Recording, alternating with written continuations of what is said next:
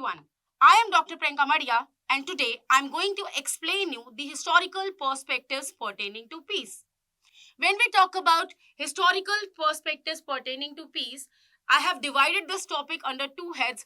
One, the historical perspectives pertaining to peace, which find their origin in the religious readings and holy books and scriptures. And the other perspectives relate to the work of the peace scholars and peace researchers, peace faculties, and the believers of peace. In this video, I'll be first talking about the historical perspectives of the as defined by the Holy Scriptures. For many years, the belief on peace is being made by the Holy Scriptures. There are many writings in this regard. Before telling you anything about the first writing, I would like to explain you one of my meetings with a lady, and I want to give you a description of that lady.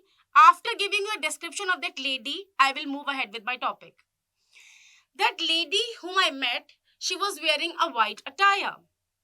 She was having a pearl in her finger. That lady was wearing sakha in both the arms, and in addition, she was holding a book which was written by Professor J.M. Keynes, Professor John Maynard Keynes, who has given his immense contribution in macroeconomics. I asked that lady, ma'am, what is the name of the book? Then she told me the name of the book is Economic Consequences of War and Post-War Reconstruction. She said, are you aware about the economics? I said, yes, I'm from the same background, so I'm aware about economics.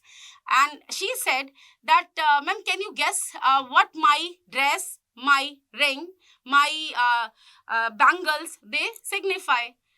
And do you have anything to contribute in that? I said, ma'am, white color signifies peace and purity. Maybe your dress, your attire signifies peace and purity. The gemstone which you are wearing is pearl, and it also signifies peace. And again, the bangles, white bangles, which you are wearing, generally Bengali girls, they wear it, and it is known as sakha, which is given to the ladies, which the Bengali ladies wear at the time of marriage, and it is considered to be an auspicious one, and it also signifies that post-marriage, peace should be there in the family. And the book which you are carrying is the one which belongs to Professor John Maynard Keynes. It also signifies the economic consequences of war. Means in a way, it might be, trying to discourage people to get engaged in war. And yes, ma'am, I have a contribution to make in this. I am aware that before Professor John Maynard's work, Professor Adam Smith worked on this. And what he said in this regard, he said that free trade has to be there in order to restore peace. So this was a small communication which I had with a lady. And I want to tell all my listeners right now, all my students right now, that this lady was a fictitious lady. This is an imaginary lady whom I created in my mind. And why I created that? Because I straight away jumping to the topic and explaining you many, perspectives. I thought of explaining my concept of peace via significance of a color, and then I'll be unfurling the attributes of peace via historical perspectives. So in my small case, I've explained you that pearl signifies peace. Sakha, the white bangle which the lady was wearing, it also signifies peace. White attire also signifies peace, and the readings of Adam Smith and J.M. Keynes also signify peace. Means we should go and we should move ahead in order to enforce peace. Moving on with this, I would like to explain you certain holy scriptures, holy works, which have been given by various, which is a part of various religions. In this regard, at first, I want to point out two words, Goddess Saraswati. In this reading, I'll be talking about God, goddesses, or else the holy scriptures, holy books. A mere description of Goddess Saraswati. If we imagine Goddess Saraswati, we can see a very beautiful lady. wearing a white attire, sitting on white lotus with a white mala in her one of the hands and sitar in another. She also has a white swan. All these colors signify spirituality, peace, and purity. So, in Hindu religion, the presence of goddess Saraswati signifies peace, purity, and spirituality. Moving ahead, Lord Vishnu, he is known as the preserver of life. He also believed in peace and harmony. In one of the avatars of Lord Vishnu, Ram, at first I'll be talking about Shri Ram and thereafter I'll be talking about, because the Ram belongs to Sri Ram belongs to Ramayana, so I would be first discussing it because when we talk about the chronological order, the Ramayana comes first. In Ramayana, through every means, the efforts were made in order to get Mata Sita back into Lord Rama. But there is one reference wherein Angad was sent and a proposal. He was sent as a messenger of Lord Rama, and he went to the place of Ravan, wherein he requested and he said that I am conveying you one message of Lord Ram, that you should apologize to Lord Rama and you should return Mata Sita. So in that case, this was one of the peaceful efforts which finds its origin in Ramayana, wherein it was said that we don't want to get engaged in wars. They are of no use. It's better to get the solutions via peaceful modes.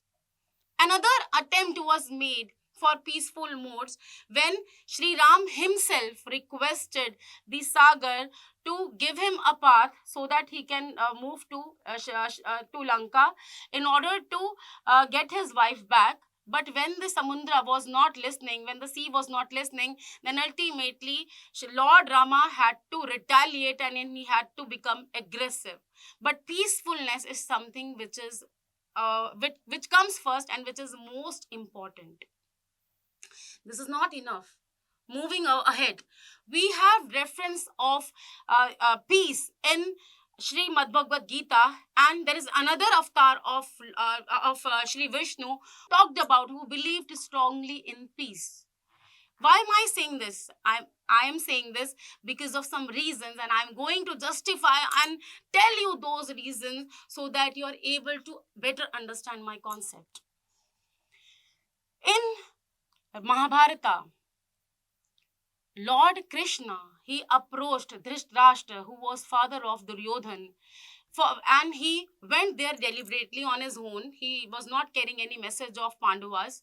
He went there on his own and he requested Dhritarashtra, and he tried to explain him that yes, either give 5 villages to the Pandavas and they will be living their life in an amicable manner, and we don't want war at our end, and we want the solutions, and whatever decisions you take would be the final one.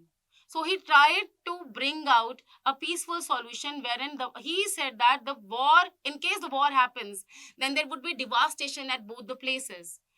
The devastation would be at the end of their it may happen that he may lose his own son, and it may happen that the other side may also be at losing end. So it is a lose-lose situation at both the ends. But there was no solution to it.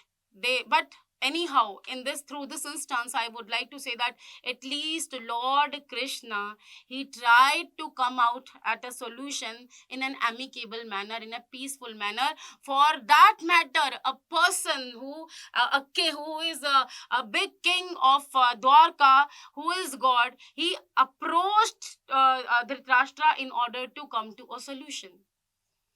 He wanted peace at any cost. Then there is another reference in the Mahabharata wherein when Arjuna, Parth, he said that no, I cannot fight war against, because now the war was inevitable. The all the requests in order to restore peace they got failed. Now the war was inevitable, and now in that case he approached and in that case, when Arjuna was saying that I have my own kins in front of me, on one side I have on one side I have my gurus, on the other side I have my I have my gurus, and my cousins are standing in front of me. How can I attack them? At that time he said that this is the only solution, because all peaceful means have been failed. So war was a solution only and only when the peaceful means had failed and the other person was not at all understanding. So, but at least the efforts were made in Mahabharata, which is considered to be a rebellious, quite rebellious, wherein many people lost their lives. In that also there is a mention of peace. It talks about peace. It doesn't abandon the peace. Moving ahead, in Guru Granth Sahib Ji also, it is said that we should, surrender ourselves to the God. And when we surrender ourselves to the God and when we believe in the peace, the worries disappear. So again, Guru Granth Sahib Ji, the Sikhism, it also talks about the restoration of peace. Moving ahead, we have in Christianity. In Christianity, it is said that we should believe in non-violent behavior. We should believe in peace. How can we understand that? When Jesus Christ, he said to his people that I am giving my peace to you. I have some of these references I've already given in the first unit. But yes, when Jesus Christ said that I'm giving my peace to you, now you're supposed to take care of it. Later on, there is one more mention that we should not be violent and war should at any cost be avoided. It is in similar lines with what Mahabharata did. The wars of any kind should be avoided.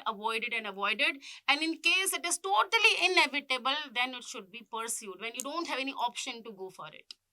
Still, it is said that there is a mention that still, even if people get engaged in war, it means that they are not able to abide to God's decision. Then, later on, there is a mention in the Jainism also. In Jainism, it is said that we should prefer more of non-violent behavior, which is known as ahimsa. We should believe in ahimsa, means we should not be violent either mentally. We should not get engaged in violence either on physical or mental grounds. We should do good to others and we should believe in peace. Now, when we talk about the Buddhism, when we talk about the readings and the works of Lord Buddha, he also believed strongly in peace and ahimsa. He said that ahimsa parama dharma. So the most important work is ahimsa only. We should believe in that. The non-violent behavior should be pursued and the violent behavior should be abandoned. It should be left out. It should not be considered. He also said that only the emphasis is not on the mental peace, the inner peace. He was also talking about the word peace. He said that we should believe in the coexistence of various people, and we should believe in the word peace. So these were the major religions which mainly talked about which mainly give you the historical perspective pertaining to peace. I could identify these things. I can understand that almost all the religions, they believe in the peace and harmony. Whether it is Srimad Bhagavad Gita, whether it is Ramayana, whether it is Guru Granth Sahib Ji, whether it is, any other religion, whether the readings, whether the God or the goddesses, whatever, they want to restore peace at any kind. This was one of the parts of the piece that related to the holy scriptures and holy readings, and the rest of the history of peace would be discussed in part 2, wherein I will be explaining the opinions that are given by the peace propounders and the peace research scholars or the believers of peace. Thank you so much for your kind patience, and thank you.